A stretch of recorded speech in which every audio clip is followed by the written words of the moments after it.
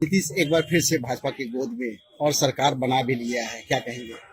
अब कुछ नीतीश बाबू के बारे में कुछ कहने के लायक बात रह गई है। गिरगिट जो रंग बदलता है तो गिरगिट से भी वो आगे बढ़ गए रंग बदलने में। तो अब उनके बारे में कहने की क्या जरूरत है? जो शख्स अपनी जबान पे कायम नहीं रहता हो, जो कहता हो मर जाएंगे मिट जाएंगे बीजेपी में नहीं जाएंगे, है ना, जिंदगी भर बीजेपी में नहीं जाएंगे, जिनके जुमलों का कोई एतबार नहीं, उसका नाम नीतीश कुमार है। तो आप उनके बारे में क्या पूछ के लोगों को शर्मिंदा कर रहे हैं? बिहार का हर शहरी शर्मिंदा है कि पूरे देश में बिहार के मुख्यमंत्री के बारे में लोग ऐसे ऐसे शब्द बोल रहे हैं जो कहीं से शोभा नहीं देता। लेकिन क्या कहा जाए उसके बाद? तो एनडी गठबंधन को जो संयोजक के तौर पर ये इन्होंने एकजुट किया था और एनडी गठबंधन अब जो है बिखर गया, क्या कहेंगे? भाई मैं कह रहा हूँ कि बिखर तो नहीं गया है, वो अपनी जगह पर काम कर रहा है। काफिले से एक दो आदमी के बिछड़ जाने से काफिला नहीं बिछड़ता, काफिले की बड़ी तादाद के बिछड़ जाने से काफिला बिछड़ता है। तो उसके बारे में क्या कहना है? हिंदी में इन्होंने कहा भी था, इनके दिल में छुपा हुआ था कि मुझे ही दूल्हा बनाए, और जबान पे कहते थे कि हमको कुछ नहीं चाहिए। तो इसकी नीयत तो साफ थी नहीं।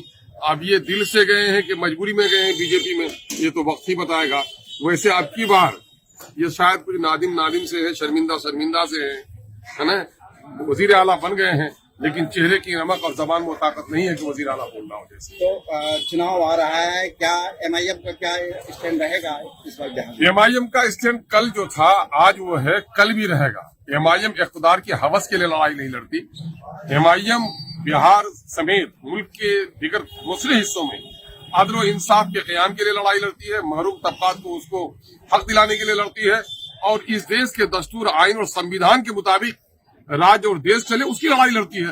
ये लड़ाई हर दिन हमको लड़नी है, हर दिन हम लड़ रहे हैं। तो क्या लगता है कि नीतीश कुमार का भाजपा में चले जाने से एमआईएम को फायदा पहुंचेगा? फायदा और नुकसान हम नहीं समझते। बहरहाल बिहार का नुकसान हुआ है, बिहार की तरक्की मुतासिर हुई है, और मैं समझता हूं कि फिरका परस्त ताकतों को जो भी साथ देता है वो देश को नुकसान पहुंचाता है, आने वाली नस्लों को नुकसान पहुंचाता है। भाजपा का मतलब है हिंदुस्तान, पाकिस्तान, कब्रिस्तान, गाय, मंदिर, मस्जिद, टीका, टोपी।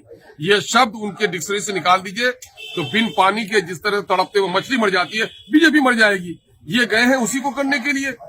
मॉब लिंचिंग जहां हो रहे हो, जहां बुलडोजर लगाया जा रहा हो, जहां मंदिर मस्जिद के नाम पर लोगों को दूरी की जा रही हो, जहां फसादात करके लोगों के सीने चौड़े हो जाते हो, ऐसे लोगों के साथ अगर कोई बैठ जाता है तो मैं समझता हूं कि इससे बड़ा अपराध क्या होगा।